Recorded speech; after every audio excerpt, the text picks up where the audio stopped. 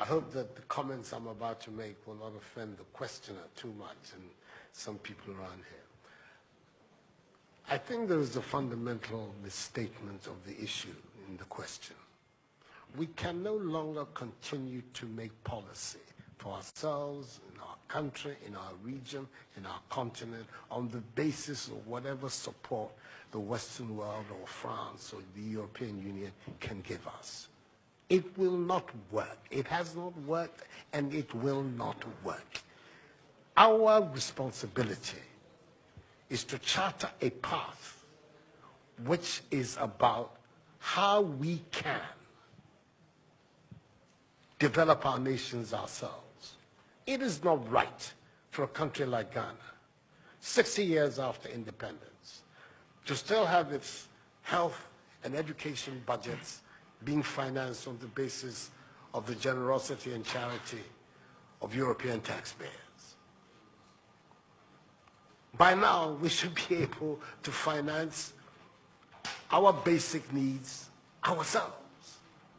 And if we are going to look at the next 60 years as a period of transition, a period whereby we can stand on our own feet, our perspective has not to be what the French taxpayer decides to do with whatever surpluses that they have in France. They're welcome. They're appreciated. Whatever interventions that the French taxpayer through their governments make to us are appreciated. We're not going to lick a gift horse in the mouth. But this continent, and with all that has happened, is still today the repository of at least 30% of the most important minerals of the world. It's a continent of vast, arable and fertile lands. It has the youngest population of any of the continents in the world. So it has the energy and the dynamism. We have seen it. These young men who are showing so much resilience and ingenuity in crossing the Sahara, finding ways to go across with rickety boats across the Mediterranean to really, those energies, we want to have those energies working inside our countries. And we're going to have those energies working in our countries if we begin to build systems that tell the young people of our country that their hopes, their opportunity are right here with us. Migration and the movement of people is being presented in a manner which suggests that somehow it's a new phenomenon. There's nothing new about it. It's as old as man, the movement of people. And it has always been linked to the same thing. The failure of where you are to provide you with an opportunity, so you move somewhere else.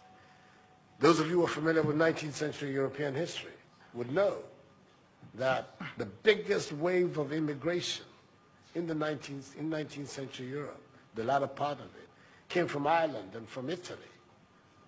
Waves upon waves, generations of Italians and Irish people left their countries to seek the American paradise, largely because Ireland was not working, Italy was not working.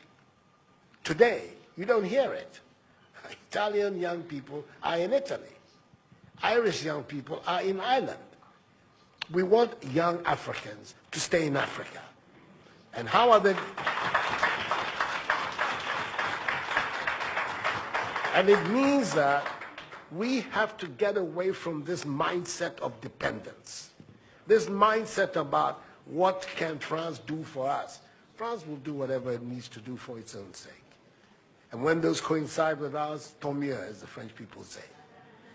But our main responsibility as leaders, as citizens, is what we need to do to grow our own countries. What are the institutions that work, that would allow us to have good governance, to have accountable governance, to make sure that the monies that are placed at the disposal of leaders are used for the interests of the state and not for those of the leaders, to have systems that allow for accountability, that allow for diversity, that allow for people to be able to express themselves and contribute to fashioning the public will and the public interest. Our concern should be with what do we need to do in this 21st century to move Africa away from being cap in hand and begging for aid, for charity, for handouts. The African continent, when you look at its resources, should be giving monies to other places. We have huge wealth on this continent, in our own country of Ghana. And we need to have a mindset that says, we can do it. Others have done it. We can also do it. And once we have that mindset, we will see it as a liberating factor for ourselves. We keep talking about how it was that Koreans, Malaysians, Singaporeans, who got their independence at the same time as us. We're told of that at the time of Ghanaian independence, per capita Ghanaian income was higher than that of Korea. Today, Korea is part of the first world. So is Malaysia. So is Singapore. What happened? Why did they make that transition? And 60 years after independence, we are where we are. Those are the matters that should concern all of us as Africans, as Ghanaians. And not, when I say so, with the greatest of respect to the French president. I think that the cooperation of France is something that I am, as you know, a strong friend of France. I am Francophile. So I don't have any difficulty with that.